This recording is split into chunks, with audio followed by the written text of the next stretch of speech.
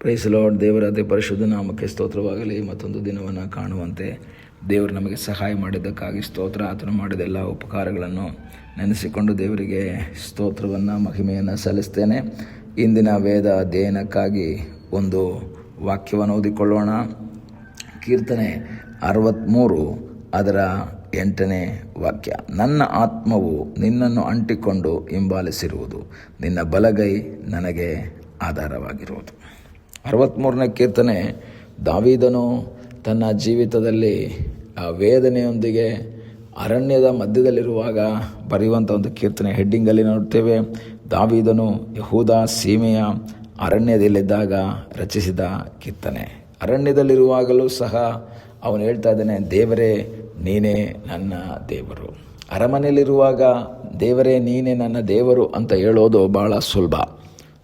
ಸಂತೋಷದ ಸಮಯದಲ್ಲಿ, ವೇದನೆಯ ಸಮಯದಲ್ಲಿ, ಇಕ್ಕಟ್ಟುಗಳ ಸಮಯದಲ್ಲಿ ನಾವು ಕೆಲವು ಸಮಯದಲ್ಲಿ ನಾವು ದೇವರು ನೀನು ನನ್ನ ದೇವರು ಅಂತ ಹೇಳ್ತೀವಿ, ಕೆಲವಾಗ ದೇವರು ಅಲ್ಲ ಅಂತ ಹೇಳ್ತೀವಿ. ಸಂತೋಷದ ಸಮಯದಲ್ಲಿ ನೀನೇ ನನ್ನ ದೇವರು, ಆನಂದದ ಸಮಯದಲ್ಲಿ ನೀನೇ ನನ್ನ ದೇವರು ಅಂತ ಹೇಳೋದ್ರಲ್ಲಿ ಏನೋ ದೊಡ್ಡ ಸಮಸ್ಯೆ ಏನಿಲ್ಲ, ಎಲ್ಲರೂ ಹೇಳ್ತಾರೆ. ಆದರೆ ಇಕ್ಕಟ್ಟಿನ ಪರಿಸ್ಥಿತಿಯಲ್ಲಿ, ವೇದನೆಗಳ ಅನುಭವದಲ್ಲಿ ಹಾದು ಹೋಗುವಾಗ ನೀನೇ ನನ್ನ ದೇವರು ಅಂತ ಹೇಳೋದು ಸ್ವಲ್ಪ ಕಷ್ಟಕರವಾದದ್ದು. ಆದರೆ 63ನೇ ಕೀರ್ತನೆಯಲ್ಲಿ ಇವನು ಅರಮನೆಯಲ್ಲ, ಅರಣ್ಯದಲ್ಲಿದ್ದಾನೆ, ಗುಹೆಗಳಲ್ಲಿ, ಕಾಡುಗಳಲ್ಲಿ ಅಲಿಯುತ್ತಾ ಇದ್ದಾನೆ. ಕಾರಣ ಸೌಲನ ಕೈಯಿಂದ ತನ್ನ ಪ್ರಾಣವನ್ನು ಉಳಿಸಿಕೊಳ್ಳುವುದಕ್ಕಾಗಿ. ಈ ರೀತಿಯ ಸನ್ನಿವೇಶಗಳ ಮೂಲಕ ಅವನು ಹಾದು ಹೋಗ್ತಾ ಇರಬೇಕಾದ್ರೆ ದೇವರ ಮುಖವನ್ನು ನೋಡುತ್ತಾ ಅವನು ದೇವರ ಸನ್ನಿಧಾನದಲ್ಲಿ ಪ್ರಾರ್ಥನೆ ಮಾಡ್ತಾ ಇದ್ದಾನೆ, ದೇವರೇ ನಿನ್ನ ಸಹಾಯ ನನಗೆ ಬೇಕು. ಅದರ 8ನೇ ವಾಕ್ಯದಲ್ಲಿ ಅವನು ಹೇಳ್ತಾನೆ, ನನ್ನ ಆತ್ಮವು ನಿನ್ನನ್ನು ಅಂಟಿಕೊಂಡು ಹಿಂಬಾಲಿಸುವುದು. ಅದರ ಅರ್ಥ, ಎಲ್ಲ ಸಂದರ್ಭದಲ್ಲಿಯೂ ಸಹ ನನ್ನ ಆತ್ಮ ನಿನ್ನನ್ನೇ ಅಂಟಿಕೊಳ್ಳುತ್ತೆ. ಎಲ್ಲ ಚೆನ್ನಾಗಿದ್ದಾಗ ಮಾತ್ರ ನಿನ್ನೊಂದಿಗೆ ಸೇರಿ ಜೀವಿಸುವಂಥ ಒಂದು ಅನುಭವ ಅಲ್ಲ ಸ್ವಾಮಿ.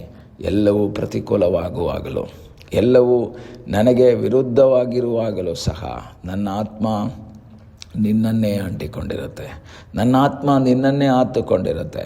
ಈ ಬೆಳಗ್ಗೆ ವಾಕ್ಯವನ್ನು ಕೇಳುವಂತಹ ದೇವರ ಮಗುವೆ, ನಮ್ಮ ಆತ್ಮ ದೇವರನ್ನು ಅಂಟಿಕೊಂಡು ಹಿಂಬಾಲಿಸಬೇಕು.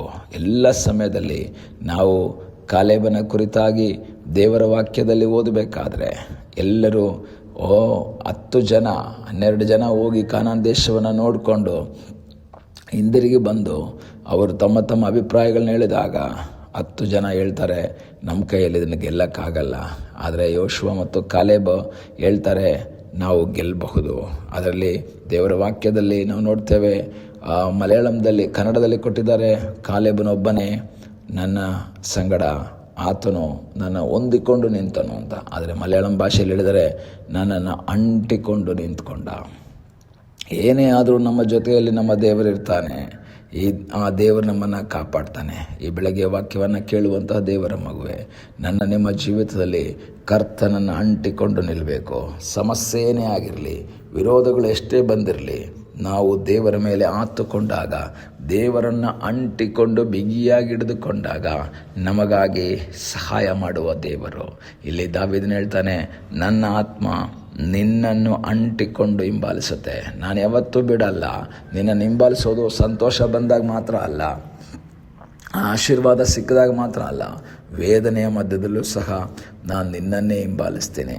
ದೇವರ ವಾಕ್ಯ ಹೇಳ್ತದೆ, ಶುಭವು ಕೃಪೆಯು ನನ್ನನ್ನು ಹಿಂಬಾಲಿಸುವುದು. ದಾವೀದನೇ ಹೇಳ್ತಾನೆ, ಶುಭ ಕೃಪೆ ನನ್ನನ್ನು ಹಿಂಬಾಲಿಸುತ್ತೆ, ನಾನು ಕುರುಬನಾದ ಯೆಹೋವನನ್ನು ಹಿಂಬಾಲಿಸ್ತೇನೆ.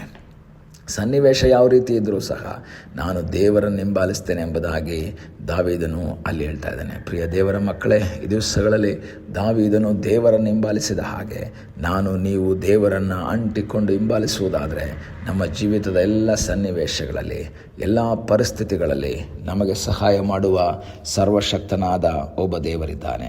ಮಾತ್ರವಲ್ಲ, ಅವನು ಹೇಳ್ತಾನೆ, ನಾನು ಯಾವಾಗ ನಿನ್ನನ್ನು ಅಂಟಿಕೊಂಡು ಹಿಂಬಾಲಿಸ್ತೇನೋ ಆಗ ನಿನ್ನ ಬಲಗೈ ನನಗೆ ಸಪೋರ್ಟ್ ಆಗಿ ನಿಲ್ಲುತ್ತೆ, ನನಗೆ ಆಧಾರವಾಗಿ ನಿಲ್ಲುತ್ತೆ, ನನ್ನ ಜೊತೆಯಲ್ಲಿ ನಿಲ್ಲುತ್ತೆ, ನನಗೆ ಸಹಾಯ ಮಾಡುವುದಕ್ಕಾಗಿ ನಿಲ್ಲುತ್ತೆ.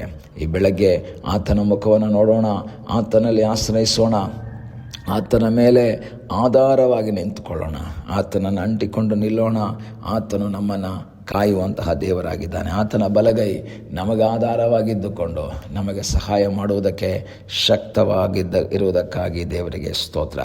ಎಂಥ ಸನ್ನಿವೇಶದಲ್ಲಿಯೂ, ಅರಣ್ಯದಲ್ಲಿದ್ದರೂ, ಅರಮನೆಯಲ್ಲಿದ್ದರೂ, ಇಕ್ಕಟ್ಟಿನ ಪರಿಸ್ಥಿತಿಯಲ್ಲಿದ್ದರೂ, ಸಂತೋಷದ ಸಮಯದಲ್ಲಿದ್ದರೂ ನಾವು ಆತನನ್ನು ಅಂಟಿಕೊಂಡು ಹಿಂಬಾಲಿಸಿಕೊಳ್ಳೋಣ. ಎಂಥ ಸನ್ನಿವೇಶ ಆಗಿದ್ದರೂ ಸಹ ರೂತಳ ಕುರಿತಾಗಿ ನಾವು ವಾಕ್ಯ ಓದ್ತೇವೆ. ಅತ್ತೆ ಆದ ನವೋಮಿ ಹೇಳ್ತಾಳೆ, ನೀನು ನಿನ್ನ ಮನೆಗೆ ಹೋಗಮ್ಮ. ಆದರೆ ವಾಕ್ಯ ಹೇಳ್ತದೆ, ರೂತಳು ಆ ಅತ್ತೆಯನ್ನು ಅಂಟಿಕೊಂಡು ನಿಂತ್ಕೊಂಡ್ಳು. ಅವಳು ಅಂಟ್ಕೊಂಡ್ಬಿಟ್ಲು. ಇಲ್ಲ, ನಾನು ಹೋಗಲ್ಲ. ಇವತ್ತು ನನ್ನ ಗಂಡ ಇದ್ದಾಗ ನಾನು ನಿನ್ನ ಜೊತೆ ಇದ್ದೆ, ಗಂಡ ಇಲ್ಲ ಅಂತೇಳಿ ನಾನು ಹೋಗಲ್ಲ. ನಾನು ನಿನ್ನನ್ನು ಹತ್ಕೊಂಡ್ಬಿಟ್ಟಿದ್ದೇನೆ, ನಿನ್ನ ಮನೆಗೆ ಬಂದಿದ್ದೇನೆ. ಇನ್ನು ಸತ್ರು ನಿನ್ನ ಮನೆಯಲ್ಲಿ, ಜೀವಿಸಿದ್ರು ನಿನ್ನ ಮನೆಯಲ್ಲೇ ನಾನು ನಿನ್ನನ್ನು ಅಂಟಿಕೊಳ್ತೇನೆ. ಈ ದಿವಸಗಳಲ್ಲಿ ಕರ್ತನನ್ನು ನಂಬಿದ್ದೇವೆ. ಆತನನ್ನು ಅಂಟಿಕೊಂಡು ಆತುಕೊಂಡು ಮುಂದೆ ಸಾಗುವಂತೆ ದೇವರು ನಮಗೆ ಸಹಾಯ ಮಾಡಲಿ. ಕಣ್ಣುಗಳನ್ನ ಮುಚ್ಚೋಣ, ಪ್ರಾರ್ಥನೆ ಮಾಡೋಣ. ನಮ್ಮನ್ನು ಬಹಳವಾಗಿ ಪ್ರೀತಿ ಮಾಡುವ ಪರಲೋಕದ ತಂದೆಯಾದ ದೇವರೇ, ಈ ಬೆಳಗಿನ ಸಮಯಕ್ಕಾಗಿ ಸ್ತೋತ್ರ. ತಲೆಬಾಗಿರುವಂಥ ನಿನ್ನ ಮಕ್ಕಳಿಗಾಗಿ ನಾವು ಪ್ರಾರ್ಥಿಸ್ತೇವೆ. ಎಂಥ ಸನ್ನಿವೇಶಗಳು ಬಂದರೂ, ಯಾವುದೇ ರೀತಿಯ ಸಂದರ್ಭಗಳ ಮೂಲಕ ಹಾದು ಹೋಗಬೇಕಾಗಿ ಬಂದರೂ ಸಹ ನಾವು ನಿನ್ನನ್ನು ಬಿಟ್ಟು ಎಡಕ್ಕಾಗಲಿ ಬಲಕ್ಕಾಗಲಿ ತಿರುಗದೆ ನಿನ್ನನ್ನು ಅಂಟಿಕೊಂಡು ನಿನ್ನನ್ನು ಆತುಕೊಂಡು ನಿನಗಾಗಿ ಜೀವಿಸುವಂತೆ ಕರ್ತನೇ ಕೃಪೆ ಮಾಡು. ಪ್ರಾರ್ಥನೆಯನ್ನು ಕೇಳಿದ್ದಕ್ಕಾಗಿ ನಿನಗೆ ಸ್ತೋತ್ರ. ಯೇಸುವಿನ ಮುದ್ದಾದ ಹೆಸರಿನಲ್ಲಿ ಬೇಡಿಕೊಳ್ಳುತ್ತೇವೆ ತಂದೆ, ಆಮೇನ್. God bless you.